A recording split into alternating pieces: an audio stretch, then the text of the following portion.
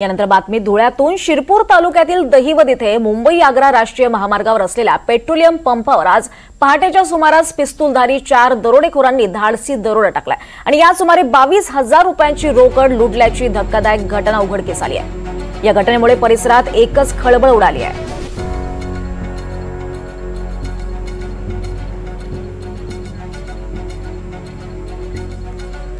या संदर्भात अधिक माहिती घेऊयात आमचे प्रतिनिधी नागिंद मोरे यांच्याकडून। नागिंद, काय अधिक माहिती या संदर्भात?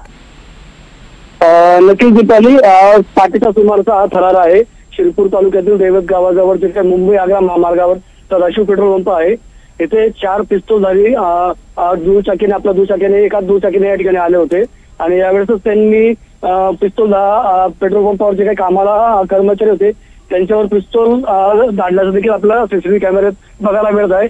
दरम्यान त्यांनी कर्मचाऱ्यांजवळ असलेल्या 22,000 रुपयांची रोकडची जी काही बॅग होती ती लंपास केलेली आहे। ही घटना साधारण सकाळी 4 वाजेच्या सुमारास घडली आहे आणि या घटनेमुळे आता जवळ मुंबई आग्रा महामार्गावर जे काही पेट्रोल पंप आहे त्यांच्यामध्ये आता भीतीचं वातावरण बघायला मिळत आहे आणि ही पहिली घटना नाहीये, अशा अनेक घटना या ठिकाणी घडून गेलेल्या आहेत।